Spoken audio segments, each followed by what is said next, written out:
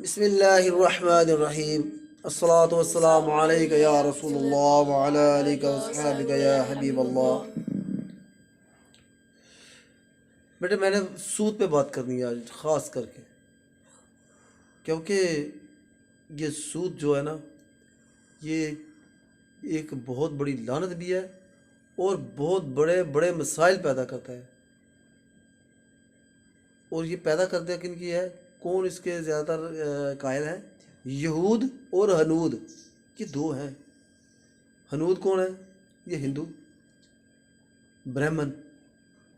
یہود یہ مختصر لوگ ہیں، اتنے زیادہ لوگ نہیں ہیں۔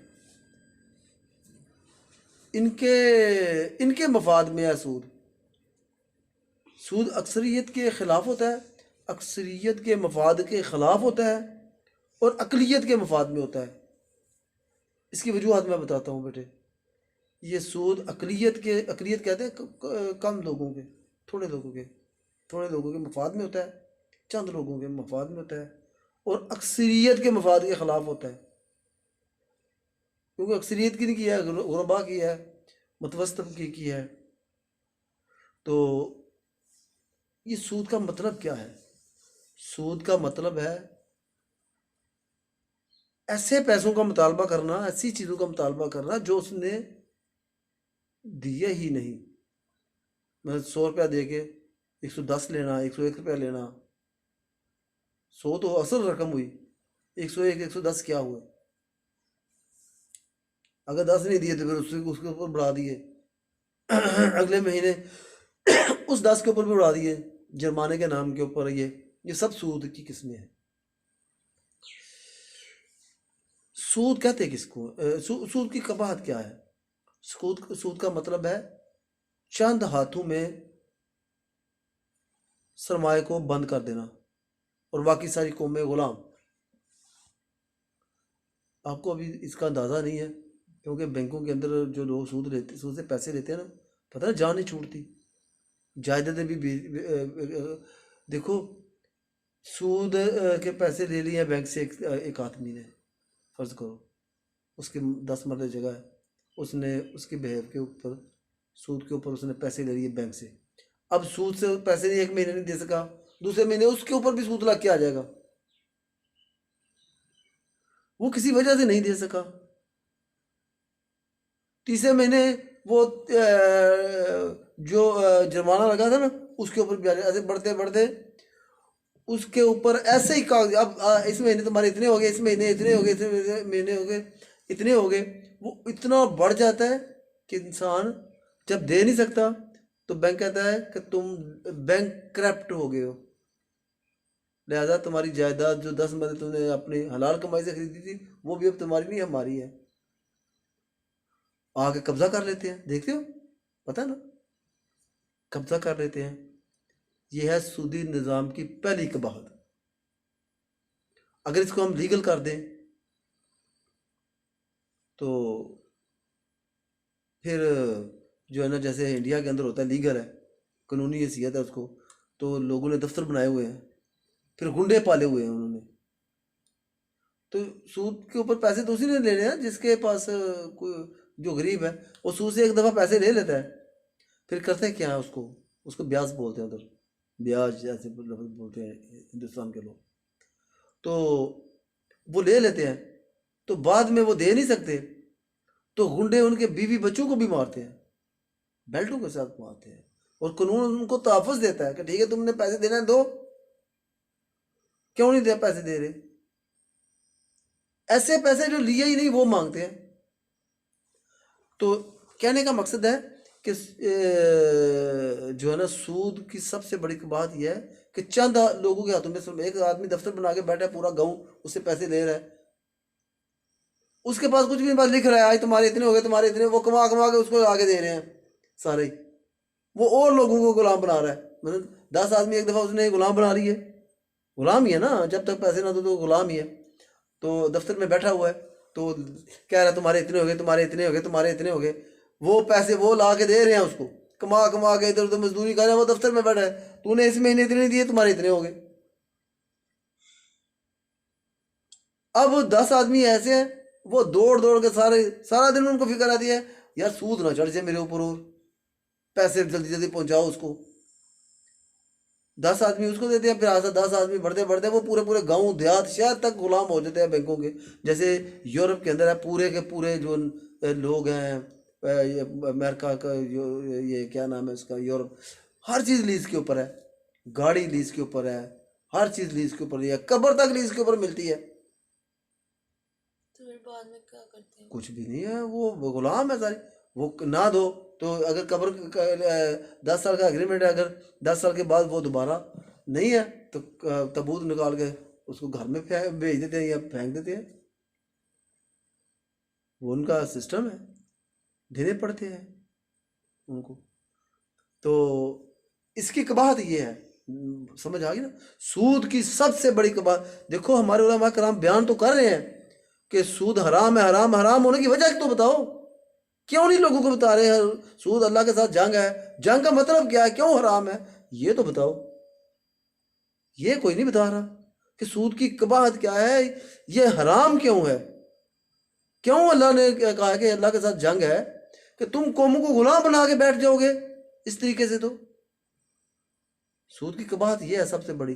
تو اس کے قائل کون ہے؟ ہنود اور یہود، کیونکہ یہ مختصر قومیں ہیں. یہ چاہتے ہیں کہ ہم سود کے اوپر لوگوں کو پیسے دیتے رہے اور دنیا ہمارے گرد گھومتی رہے. جیسے IMF کا بینک وغیرہ جو ہے ملک در ملک غلام ہے. پاکستان بھی اس کے مقروض ہے، مشکلات کا شکار ہے کہ اس دفعہ تم نے اتنے پیسے دیے، تمہارا سود بڑھ گیا، یہ ہو گیا، یہ ہو گیا، یہ ہو گیا. قلم بس، کچھ نہیں. تو مفاد کن کا ہے؟ یہودیوں کا. کنٹرول اس کے اندر ہے. اسی وجہ سے یہ جتنے بھی یورپ کے اندر یا جتنے بھی دنیا کے غلام ملک ہیں، یہ لوگ ہیں، یہ یہودیوں کے گرد گھوم رہے ہیں. ان کی آبادی ٹوٹل دنیا کے اندر 1 کروڑ بھی نہیں ہے. پوری دنیا کے اندر 1 کروڑ بھی نہیں ہے. تو سودی نظام کی وجہ سے، وہ دجالی نظام جس کو کہتے ہیں ہم، سودی نظام دجالی، دجل یعنی دھوکہ، یہ اس کے اوپر ہے قائم. پوری قومیں در قومیں غلام ہے. یورپ پورے کا پورا عیسائیوں اور یہودیوں کے آپس میں بڑی شدت سے ان کی جنگیں ہیں، مخالفت ہے. ہٹلر بھی عیسائی تھا، کٹر عیسائی تھا. بڑی خطرناک قسم کی ان کے اوپر جو ہے ان کے آپس میں لڑائیاں ہیں. ان کو صرف ہمیشہ سے یہ سلطنت عثمانیہ یہی کہتے تھے چلو یہودوں کو ان کو نکالا ہے. یہ شیطانیوں سے تو باز نہیں آتے یہود، شیطانیوں سے یہ یہود باز نہیں آتے. تو سازشیں کرتے رہتے ہیں. اگلے مثال کے طور پہ یہ چوہے کے جیسے، یہ چوہے کو اگر باز پانی سے نکالے تو گھونسلے میں رکھے، جو ہی اس کو گرمی محسوس ہے، سکون سے ہوگا، وہ باز کے پر کاٹ دے گا، موسن کے اپنے کے پر کاٹ دے گا. یہ یہود ایسے چوہوں کی طرح ہیں، جو بھی ان کو تحفظ دے گا اسی کے پر کاٹیں گے. یہودیوں کو جو بھی تحفظ دے گا اسی کے پر کاٹیں گے. تو ان کو پھر یورپ سے نکال دیا جاتا تھا، پھر آگے سلطنت عثمانیہ میں رہتے تھے یہ لوگ. انہوں نے سودی نظام قائم کر کے، یعنی اس کو پیسے دے، اس کو دے، کرتے کرتے ایک سسٹم کے اوپر. جب ایک آدمی کے پاس سرمایہ آ جائے نا، لوگ اسی کی باتیں کرتے ہیں. تو پھر اسے کہتے ہیں ہم نے اس سے پیسے لینے ہوتے ہیں، یار چھوڑو، تمہیں کیا پتہ ہے ہماری کیا کیا مجبوریاں، کہتے ہیں نا. وہ پیسوں کی وجہ سے مجبوریاں شو کرتے کرتے نسلیں در نسلیں غلام کر دیتے ہیں اپنی. یہودیوں کے ساتھ، یہ دوسری قوموں کے ساتھ ایسے ہوا ہے. پورا یورپ، پورا امریکہ یہ ان کا غلام ہے. صرف ان کی مزاحمت کون کر رہا ہے؟ پوری دنیا کے غلام ہے ان کی. IMF کے نام کے اوپر پوری دنیا کو یہ قرضے دیتے ہیں. ان کی مزاحمت کون کر رہا ہے؟ صرف مسلمان. اگر مسلمان نہ ہو تو ان کی مزاحمت کرنے والی کوئی نہیں ہے دنیا کے اندر اس نظام کی. کیونکہ اسلام کے اندر ہم دیکھو، لڑائی تو 3 نظاموں کی ہے نا. 3 نظام ہیں، 3 نظام آپس میں برسر پیکار ہیں، جنگ لڑ رہے ہیں. ایک کون سا ہے؟ ایک ہے سودی نظام، سرمایہ دار نظام، فری میسن یہودیوں کا نظام. دوسرا نظام کون سا ہے؟ اشتراکی نظام، کمیونسٹ کا، جو چائنا، رشیا، یہ کوریا وغیرہ جو ہے کمیونسٹ، یہ بھی سود سے پاک ہے. اشتراکی نظام، اس کی تفسیر کچھ ہو رہا ہے کہ اسلام کا اور اس کے اندر کیا اختلاف ہے. اور ایک اسلامی مالیتی نظام جو کہ سود کی سراسر مخالفت کرتا ہے، وہ سود کو برداشت ہی نہیں کرتا، ہمارے عقیدے میں شمار ہے۔ کسی قوم کے پاس کوئی نظام ہی نہیں، اگر نظام ہوتا تو وہ یہودیوں کے غلام ہوتے۔ عیسائیوں کے پاس کوئی نظام نہیں ہے، وہی بات تصوراتی کہانی، یہ ہوا یہ ہوا یہ ہوا، ہمارے گناہوں کی طرف واسطے وہ ایسے ہو گیا ایسے، اس کے علاوہ کچھ نہیں ہے، گیتوں کے علاوہ وہ کچھ بھی نہیں ہے۔ اسلام ایک سسٹم کا نام ہے، نظام کا نام ہے۔ اور بھی کئی قومیں کسی کے پاس نہیں ہے۔ صرف کن قوموں کے پاس نظام ہے؟ ایک یہودیوں کے پاس، جنہوں نے سرمایہ دارہ نظام کو قائم کرنے کی کوشش کے اندر دنیا کو جھگڑا ہوا ہے، اور وہ دجالی نظام ہے ان کا، سودی، قوموں کو غلام بنانے والا نظام ہے۔ ایک اشتراکی نظام ہے کیمونسٹ کا، وہ بھی سود سے پاک ہے۔ ایک اسلامی مالیتی نظام، یہ اشتراکی نظام اور اسلامی مالیاتی نظام یہ اکٹھے ہو سکتے ہیں۔ یہی وجہ ہے کہ چائنا، رشیا، یہ پاکستان وغیرہ، کیونکہ پاکستان اسلامی فلاحی ریاست کے نام پہ اس کی بنیاد ہے، تو ظاہر بات ہے جب اسلامی مالیتی نظام کے اوپر اسلامی فلاحی ریاست کا مراد ہے تو پھر اس سے مراد اسلامی مالیتی نظام ہے۔ یہ جو 73 کا قانون بنا کے ہم پہ نافذ کیا گیا ہے، یہ تو برطانیہ کے قانون کو مضبوط کیا گیا ہے، یہ ہمیں کوئی اس کا فائدہ نہیں ہوا، ہمیں اس کا کوئی فائدہ نہیں ہے، ہمارے اوپر یہ مسلط کیا گیا ہے۔ یہ پہلے تو قائد اعظم نے بنیاد رکھی تھی اسلامی مالیتی نظام کے اوپر، اسلامی مالیتی نظام کے اوپر بنیاد رکھی تھی نا کہ ہم اس کو پاکستان ایک اسلامی فلاحی ریاست بنائیں گے، یہ انہوں نے بنیاد رکھی تھی۔ تو مطلب کیا تھا؟ اسلامی مالیتی نظام۔ دنیا کو یہ برداشت نہیں تھی، انہوں نے بھٹو جیسے لوگ پیدا کیے، اس کا کیا نام ہے، اس کا مجیب الرحمان جیسے لوگ پیدا کیے، انہوں نے پاکستان کو توڑ کے ایک نئے قانون، وہ سیکولر بن گیا۔ پاکستان کو بھی سیکولر بنانے کی کوشش کی بھٹو نے، اس نے کہا میں نے 73 کا پاکستان کا، اس کا کہنے کا مقصد یہ تھا کہ میں نے پاکستان تمہیں بنا کے دیا ہے۔ پہلے پاکستان قائد اعظم نے جو قانون دیا تھا اس کو نہیں تسلیم کیا، 73 کا قانون بنا کے اوپر ہمارے اوپر نافذ کر کے یہ کہا ہے کہ میں نے یہ آپ کو قانون دیا ہے۔ پاکستان بھی توڑا ہے اس نے، پاکستان بھی بنایا اس نے نیا توڑ کے، تو آئین بھی اس نے نیا بنانے کی کوشش کی ہے۔ قائد اعظم کے قانون کو پیچھے جو منٹو پارک میں اس کو سوال کیا گیا تھا نا قائد اعظم کو کہ آپ کون سا قانون لے کے آئیں گے، کہتے اسلامی اسلام کے علاوہ تو اور قانون ہی کوئی نہیں، ہم سے بہترین نظام ہے ہمارے پاس۔ یہ قائد اعظم کے لفظ ہے، اس کا مطلب ہے منٹو پارک کے اندر اس نے ہمیں وہ آئین دیا تھا، یہ اس کے اپوزٹ ہے، یہ جو ہمیں دیا ہے نظام 73 کا، اس کا اسلام کے ساتھ دور دور تک کوئی تعلق نہیں ہے۔ یہ برطانیہ کے قانون کو مضبوط کیا گیا ہے۔ اگر اسلامی اسلام کے مطابق ہوتا تو عدالتوں کے اندر قانون بکتا، ایک وکیل کرنا پڑتا۔ کیا ہمیں وہ تحفظ اسلام کے اندر تو یہ ہے کہ جو متاثرہ آدمی ہے، چاہے غریب ہے چاہے امیر ہے، ریاست کا کام ہے کہ اس کی جو ہے نا حق جوئی کرے، اس کے پاس جائے، اس کو مشکلات کا سامنا نہ کرنا پڑے۔ ریاست کو ہم ٹیکس دیتے ہیں، مصیبت بنائی ہے ریاست، تو کیا ریاست کو پھر ہمیں انصاف لینے کے لیے پیسے دینے پڑیں گے، ہمیں وکیل کرنے پڑیں گے؟ یہ وہ 73 کے آئین کے ساتھ ہمارے ساتھ نئی زیادتی کیا کہ اسی قانون کو انہوں نے مضبوط کیا ہے، ہمیں اس کا کوئی فائدہ نہیں ہے۔ ایک بات یہ، تو میرے اصل کہنے کا مقصد یہ تھا کہ یہ اسلامی مالیاتی نظام، یہ سود جو ہے، اصل بات تو میں یہ کہہ رہا تھا، یہ تو ضمنی بات ہوگی۔ اسلامی مالیاتی نظام سود سے مکمل، کیونکہ اسلام حریت کی بات کرتا ہے، انسانوں کی آزادی کی بات کرتا ہے، غلامی کی بات اسلام یہ نہیں کرتا۔ کیمونسٹ ہے، یہ کیا نام ہے، ہٹلر کیمونسٹ تھا، اس کا خیال تھا کہ یہ جو یہودی ہیں، یہود ہیں، اسلامی مالیاتی نظام کو اپنے اوپر یہ نافذ کرنے کی کوشش کر رہے ہیں دنیا کے اوپر، اس طریقے سے تو قومیں غلام ہو جائیں گی۔ اس نے بغاوت کی تھی ان کے نظام کے ساتھ۔ تو جیسے آج کل مسلمانوں کو یہ دہشت گرد قرار دیتے ہیں، مسلمان یہ ہے، مسلمان یہ ہے، مسلمان یہ ہے، انہوں نے ہٹلر کے خلاف بھی ایسے ہی بغاوت کی۔ پھر عالمی جنگ ہوئی، پہلی عالمی جنگ بھی اسی وجہ سے ہوئی، دوسری عالمی جنگ بھی انہی یہودیوں کی وجہ سے ہوئی، اب یہ تیسری جنگ جو عظیم ہے ہمارے اوپر مسلط ہو رہی ہے، سامنے نظر آ رہی ہے، اس کے پاس پیچھے بھی یہود ہیں کمزور، کیونکہ یہ کمزور قومیں، ان کے مفاد میں جب قومیں لڑ لڑ کے تباہ و برباد ہو جائیں گی، پھر ان کے دستے نگر بن جائیں گی، یہ بیٹھے رہتے ہیں. پہلے یہ پینٹاگان میں بیٹھے رہے، امریکہ کے اندر بیٹھے رہے فری میسن کی شکل میں. 3 سے 4 لاکھ کا کے قریب فری میسن ہے ان کا ادھر.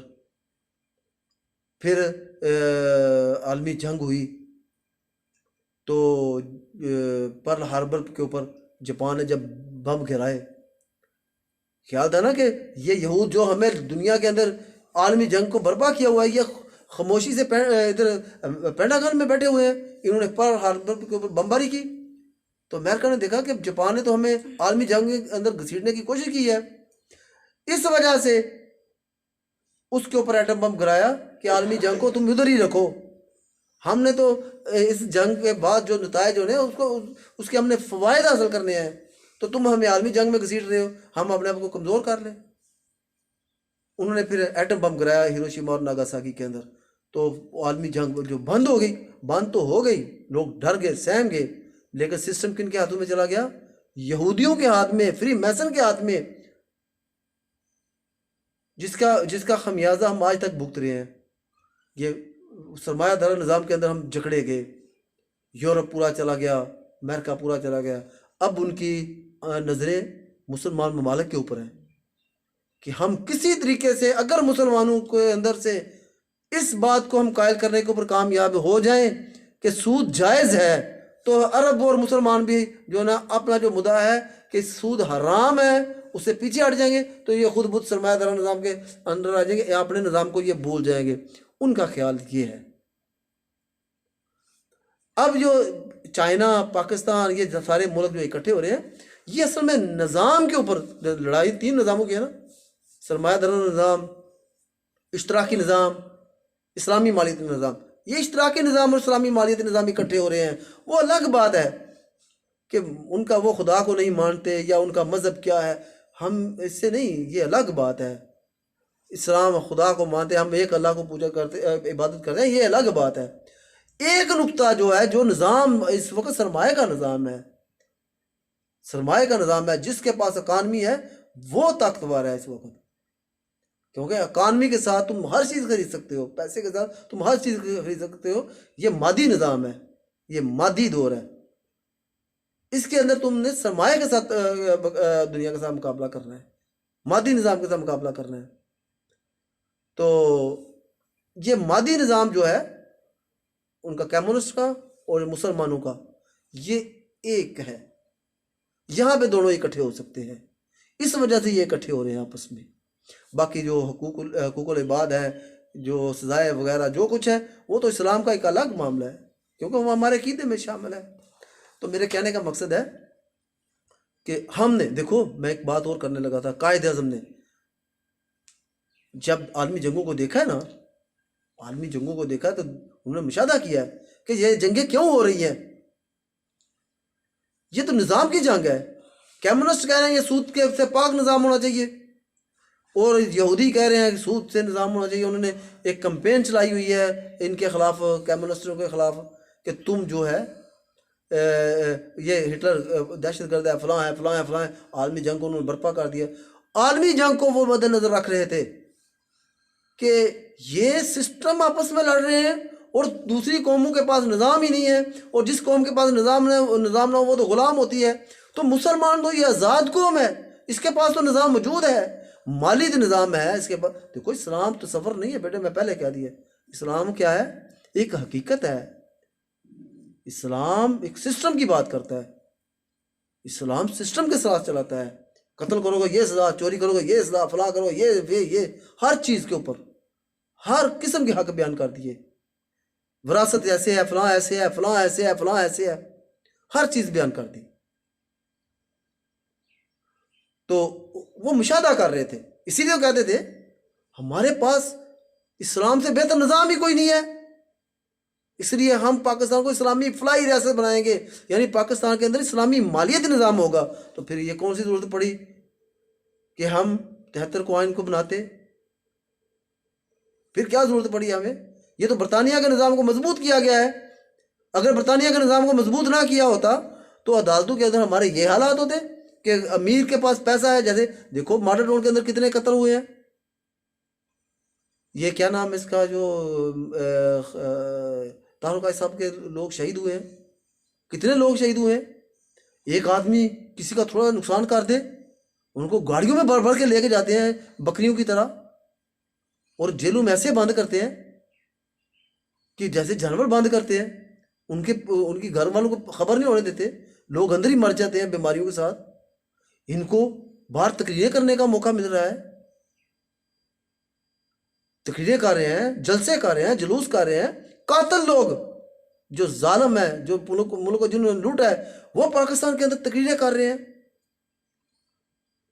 अगर अदालतें, जो निज़ाम है हमारा, वो इतना ही कारआमद होता, 73 का आइन इतना ही कारआमद होता, तो ये जालिम लोग ऐसे होते। इसका मतलब है अदालतों के अंदर कानून बिकता है। ये वकील, जजेस, जो कुछ भी है, ये बिकते हैं। इसका मतलब तो ये है। आप जाके दिखाओ, मैंने देखा है, एक अदालत, हम कचहरी के अंदर गए हैं एक काम के लिए, तो केस था कोई, तो गए हैं, तो पता क्या कहता है, वो वकील के पास हम गए हैं, उसको भी पैसे दिए हमने कि तुम हमारे वकील हो, अदालत में को घुसने नहीं देता, इंसाफ लेने जा रहे हैं हम, तो अदालत में हमें को घुसने नहीं दे रहा। वकील करके आओ, पैसे दे के आओ उसके अंदर। बाहर एक दुकानदार वकील बैठा हुआ है, तुम पैसे दो उसको, फिर आओ अंदर। बात ही कोई नहीं सुनता। अब वकील को हमने पैसे दिए, तो कोई दिन के 2 दिन के बाद कहता है, यार जरा मुंशी है साढ़े कोल बैठा था, यानी भी बड़े काम किए, यानी को पैसा पूसा दो, यानी वो मुंशी भी रखे हुए हैं, उसको भी पैसे दो। ये रियासत है, ये रियासत का सिस्टम है कि जहां पे अमीर को तो तहफ़्फ़ुज़ मिल जाए, गरीब को कुछ भी ना मिले, गरीब को धक्के मिले। वकील जहाँ काम करते कोई पैसे को नहीं दे, आ गया कचहरी से, तुम नहीं पता कचहरी, यानी कचहरी दुकानदार है। ये रियासत का एक निज़ाम है, या रियासत के लिए वो कुछ करेगी, या रियासत में तहफ़्फ़ुज़ देगी अवाम को। ये क्या है ये बेटे? ये वो नहीं है जिसके लिए हमें कायदे आज़म ने हमें मुल्क के लिए बुनियाद रखी थी, जिसकी ये वो नहीं है। समझो, इसके अंदर कोई तहफ़्फ़ुज़ नहीं है। जब तक हम अपनी असल पर नहीं आएंगे, इस्लामी जो हमें कायदे आज़म ने, जिसकी हमें बुनियाद जिसके ऊपर रखी थी, जब तक हम उसके ऊपर नहीं आएंगे, हम कभी भी इसको इस्लामी फलाही रियासत नहीं बना सकेंगे। ये जो इनकलाब की बातें करते हैं तारुकाई साहब, क्या नाम इनका, इमरान खान, सिस्टम को तुमने बाकी रखा हुआ है। लानत ऐसे निज़ाम के ऊपर जिसके अंदर गरीब का हिस्सा ही नहीं है, उसको क्या करना है हमने? सिस्टम को बाकी रखा है, जालिमाना निज़ाम को तुमने बाकी रखा हुआ है। वही वकील, वही जजेस, वही सिस्टम तुमने बाकी रखा हुआ है, तो तुम बदलने की बात करते हो। यह ऐसे मुमकिन है कि तुम इसी सिस्टम को बाकी रख के, चोर चके वही रख के, वही सिस्टम, गरीब को कोई तहफ़्फ़ुज़ नहीं है, अदालतों कचहरियों में कुछ भी नहीं है, तो तुम ये कह रहे हो कि मैं सिस्टम बदलूंगा? क्या बदलोगे? जब तक सिस्टम नहीं तब्दील होगा, उस वक्त तक हमारा निज़ाम नहीं बदल सकता। ये तो बेटे मैं बातें तो ज़िम्नी कर गया हूँ, लेकिन असल बात क्या है? असल बात वही कि सूदी निज़ाम के मैं बारे में बात कर रहा था। ये सूदी नाफिज है हमारे मुल्क के अंदर, तो ये सब कुछ हो रहा है, जो कुछ हो रहा है, ये वही कुछ हो रहा है ना, सूदी निज़ाम। ये इसका मतलब है चंद हाथों में सरमाया और बाकी पूरी दुनिया गुलाम। उसकी मैंने वजूहात बता दी है, ये कैसे दुनिया गुलाम होती है, कैसे कौमें गुलाम होती है। ठीक है।